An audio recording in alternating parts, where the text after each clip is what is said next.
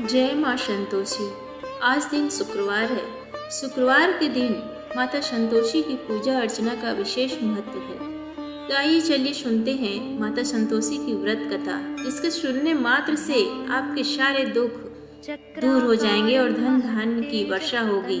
निसंतान को संतान की प्राप्ति होगी और दुखों के आरोग्यता प्राप्त होगी। एक बुढ़िया थी, उसके 7 बेटे थे, 6 कमाने वाले थे, जबकि एक निकम्मा था। बुढ़िया 6 बेटों की रसोई बनाती, भोजन कराती और उनसे जो कुछ जूठन बचती वह 7वें को दे देती। एक दिन वह पत्नी से बोला, देखो मेरी माँ को मुझ पर कितना प्रेम है। वह बोली, क्यों नहीं, सबका जूठा जो तुमको खिलाती है।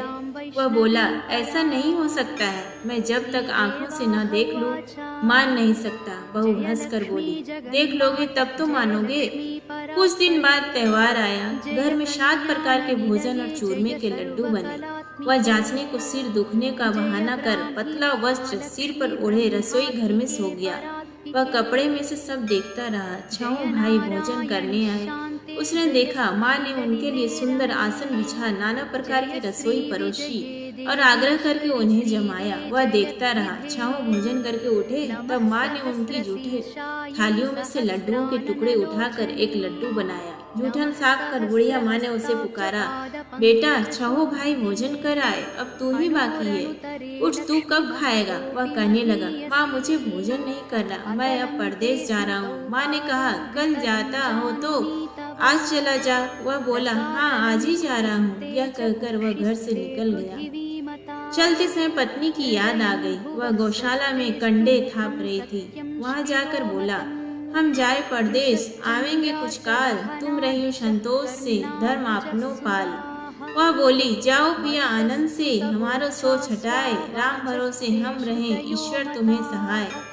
2 निशानी आपन देख, धरू में धीर सुधीर, मति हमारी विसारियों रखियो मन गंभीर। वह बोला, मेरे पास तो कुछ नहीं, यह अंगूठी है, सो ले लो और अपनी कुछ निशानी मुझे दे। वह बोली, मेरे पास क्या है, यह गोबर भरा हाथ है। यह कहकर उसकी पीठ पर गोबर के हाथ की थाप मार दी। वह चल दिया। चलते चलते दूर देश पहुंचा। वहाँ एक साहूकार की दुकान थी। वहाँ जाकर कहने लगा, भाई मुझे नौकरी पर रख लो। साहूकार को जरूरत थी, बोला, रह जा। लड़के ने पूछा, तनख्वाह क्या दोगे। साहूकार ने कहा, काम देखकर दाम मिलेंगे। साहूकार की नौकरी मिली। वह सुबह 7 बजे से 10 बजे तक नौकरी जाने लगा। कुछ दिनों में दुकान का सारा लेन देन, हिसाब किताब, ग्राहकों का माल बेचना, सारा काम करने लगा। साहूकार से आज 7-8 नौकर थे। वे सब चक्कर खाने लगे। यह तो बहुत होशियार बन गया। सेठ ने भी काम देखा और 3 महीने में ही उसे आधे मुनाफे का हिस्सेदार बना लिया। कुछ वर्ष में ही नामी सेठ बन गया और मालिक सारा कारोबार उस पर छोड़कर चला गया। इधर उसकी पत्नी को सास ससुर दुख देने लगे। सारी गृहस्थी का काम करा के उसे लकड़ी लेने जंगल में भेजते। इस बीच घर के आटे से जो भूसी निकलती, उसकी रोटी बनाकर रख दी जाती और फूटे नारियल की नारेली में पानी। एक दिन वह लकड़ी लेने जा रही थी। रास्ते में बहुत सी स्त्रियां संतोषी माता का व्रत करती दिखाई दी। वह वहां खड़ी होकर कथा सुनने लगी और पूछा, बहनों तुम किस देवता का व्रत करती हो और उसके करने से क्या फल मिलता है। यदि तुम इस व्रत का विधान मुझे समझा कर कहोगे तो मैं तुम्हारा बड़ा एहसान मानूंगी। तब उनमें से एक स्त्री बोली, सुनो, यह संतोषी माता का व्रत है। इसके करने से निर्धनता, दरिद्रता का नाश होता है और जो कुछ मन में कामना हो सब संतोषी माता की कृपा से पूरी होती है। तब उसने उस व्रत की विधि पूछी। वह बोली, 1.25 आने का गुड़ चना लेना, इच्छा हो तो 5.25 आने का लेना या 1.25 रुपए का भी सहूलियत के अनुसार लेना। फिर परेशानी और श्रद्धा व प्रेम से जितना भी बन पड़े सवाई लेना। प्रत्येक शुक्रवार को निराहार रहकर कथा सुनना। इसके बीच क्रम टूटे नहीं, लगातार नियम पालन करना। सुनने वाला कोई न मिले तो घी का दीपक जला उसके आगे या जल के पात्र को सामने रख कथा कहना। जब कार्य सिद्ध न हो तो नियम का पालन करना और कार्य सिद्ध हो जाने पर व्रत का उद्यापन करना। 3 मास से माता फल पूरी करती। यदि किसी के ग्रह खोटे भी हो तो भी माता वर्ष भर में कार्य सिद्ध करती है। फल सिद्ध होने पर उद्यापन करना चाहिए, बीच में नहीं। उद्यापन में 2.5 सेर आटे का खाजा तथा इसी परिमाण में खीर तथा चने का साग करना, 8 लड़कों को भोजन कराना, जहाँ तक मिले देवर जेठ भाई बंधु के हों, ना मिले तो रिश्तेदारों और पास पड़ोसियों को बुलाना, उन्हें भोजन करा यथाशक्ति दक्षिणा दे माता का नियम पूरा करना। उस दिन घर में खटाई न खाना, यह सुन बुढ़िया के लड़के की बहू चल दी। रास्ते में लकड़ी के बोझ को बेच दिया और उन पैसे से गुड़ चना ले माता के व्रत की तैयारी कर आगे चली और सामने मंदिर देखकर पूछने लगी, यह मंदिर किसका है? सब कहने लगे संतोषी माता का मंदिर है। यह सुनकर माता के मंदिर में जाकर चरणों में लौटने लगी, दीन हो विनती करने लगी, माँ मैं निपट अज्ञानी हूँ, व्रत के कुछ भी नियम नहीं जानती, मैं दुखी हूँ। हे माता जगत जननी, मेरा दुख दूर कर, मैं तेरी शरण में आया हूँ। माता को दया आई।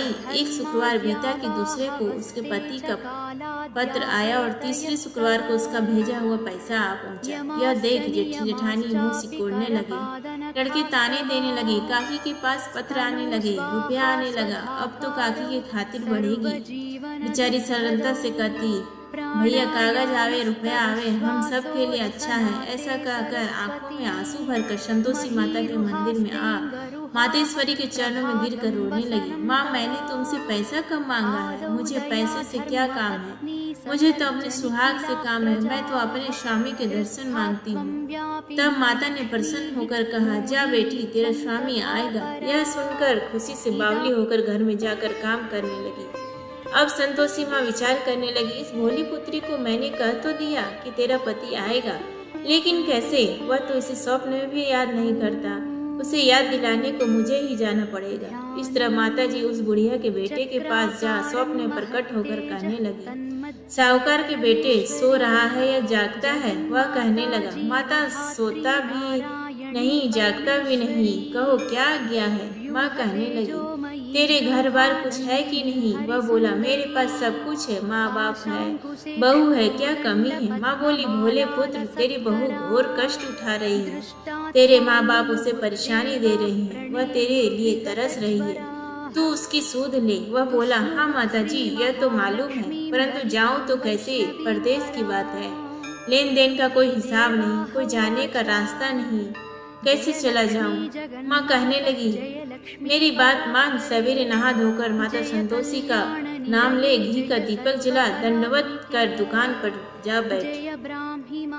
देखते देखते सारा लेन देन रुक जाएगा, जमा का माल बिक जाएगा, सांझ होते होते धन का भारी ढेर लग जाएगा। अब बूढ़े की बात मानकर वह नहा धोकर संतोषी माता को दंडवत घी का दीपक जला दुकान पर बैठा। थोड़ी देर में देने वाले रुपया लाने लगे, लेने वाले हिसाब लेने लगे, कोठी में भरे सामान के खरीदार नकद दाम दे सौदा करने लगे। शाम तक धन का भारी ढेर लग गया। मन में माता का नाम ले चमत्कार देख प्रसन्न हो घर से जाने के वास्ते गहना कपड़ा सामान खरीदने लगा। यहाँ काम से निपट तुरंत घर को रवाना हुआ। उधर उसकी पत्नी जंगल में लकड़ी लेने जाती है। लौटते वक्त माता जी के मंदिर में विश्राम करती। वह तो उसके प्रतिदिन रुकने का जो स्थान ठहरा। धूल उड़ती देख वह माता से पूछती है, हे माता यह धूल कैसे उड़ रही है? माता कहती है, हे पुत्री तेरा पति आ रहा है, अब तू ऐसा कर लकड़ियों के 3 बोझ बना ले, एक नदी के किनारे रख और दूसरा मेरे मंदिर पर व तीसरे अपने सिर पर। तेरे पति को लकड़ियों गट्ठर देख मुंह पैदा होगा, वह वहाँ रुकेगा, नाश्ता पानी खाकर माँ से मिलने जाएगा। तब तू लकड़ियों का बोझ उठाकर जाना और चौक में गट्ठर डालकर जोर से आवाज लगाना, लो सासू जी लकड़ियों का गट्ठर लो, भूसी की रोटी दो, नारियल के खोपड़े में पानी दो, आज मेहमान कौन आया है? माता जी से बहुत अच्छा कहकर वह प्रसन्न मन से लकड़ियों के 3 गट्ठर बनाई, एक दिन के किनारे पर और एक माता जी के मंदिर पर रखा। इतने मुसाफिर आ पहुंचा। सूखी लकड़ी देख उसकी इच्छा उत्पन्न हुई कि हम यहीं पर विश्राम करें और भोजन बनाकर खा पी कर गाँव जाए। इसी तरह रुक कर वह भोजन बना विश्राम करके गांव को गया। सबसे प्रेम से मिला। उसी समय सिर पर लकड़ी का गट्ठर लिए वह उतावली सी आती है। लकड़ियों का भारी बोझ आंगन में डालकर जोर से 3 आवाज देती है, लो सासू जी लकड़ियों का गट्ठर लो, भूसी की रोटी दो, आज मेहमान कौन आया है?